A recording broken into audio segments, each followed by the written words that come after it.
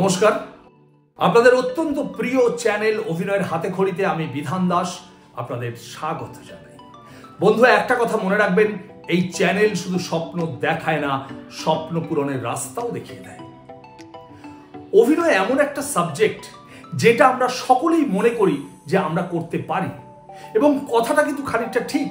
আমরা অল্প বিস্তর সকলেই অভিনয় করতে পারি, কিন্তু আমরা যারা অভিনয় করার কথা ভাবছি, সিনেমা সিরিয়ালে অভিনয় করার কথা চিন্তা করছি, তারা তো আসলে প্রফেশনাল অভিনেতা হতে চাই, পয়সা রোজগার করতে চাই অভিনয় করে। বন্ধু, প্রফেশনাল অভিনেতা হতে গেলে বা অভিনয় করে পয়সা রোজগার করতে গেলে আপনার অভিনয় তো একটু অন্য মাত্রায়, অন্য লেভেলে হতেই হবে, না হলে আপনাকে পয়সা দেবে কেন? এই অন্য মাত্রায় বা অন্য লেভেলে নিজের অভিনয়কে নিয়ে যেতে গেলে সবার প্রথম আমাদের যেটা চর্চা করতে হয় সেটা হলো মডুলেশন। মডুলেশন কি? মডুলেশন হলো কোনো একটা সংলাপের বিভিন্ন শব্দকে বিভিন্ন মাত্রায় ওঠানামা করিয়ে এবং সেই ওঠানামার মধ্যে সামঞ্জস্য বিধান করে সেই সংলাপটাকে শ্রুতিযোগ্য এবং শ্রুতি মধুর করা।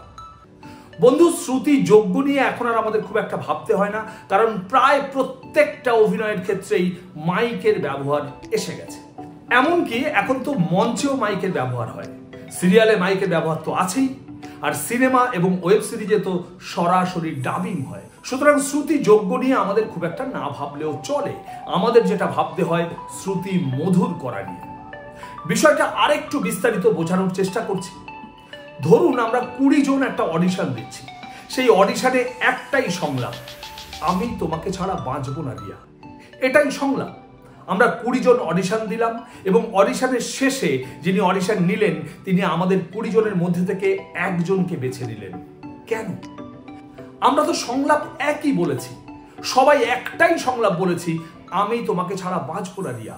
তাহলে কেন বিচারক মাত্র একজনকেই বেছে নিলেন?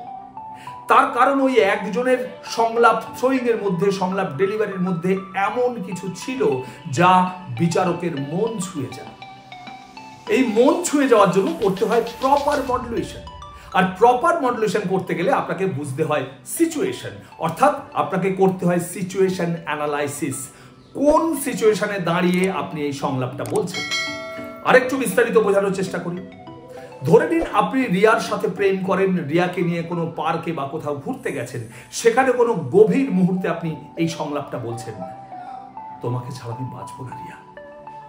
তাহলে আপনি একরকম ভাবে বলবেন।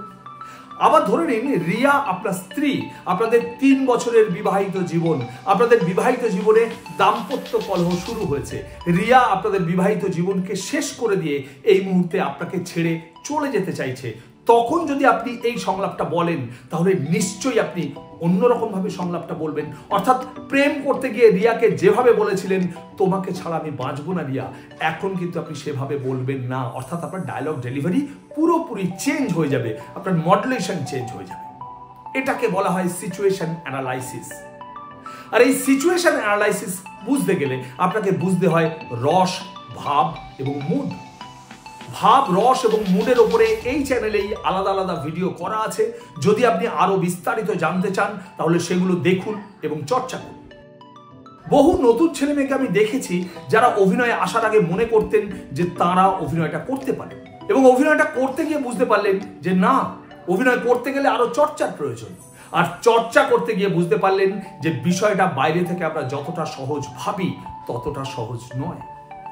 তাই আপনি যদি প্রফেশনাল অভিনেতা হতে চান তাহলে অভিনয়কে নিয়ে আরেকটু অন্যরকম ভাবে ভাবুন, নিয়মিত চর্চা করুন, নিজের অভিনয়ের লেভেলটাকে আরো উন্নত করুন।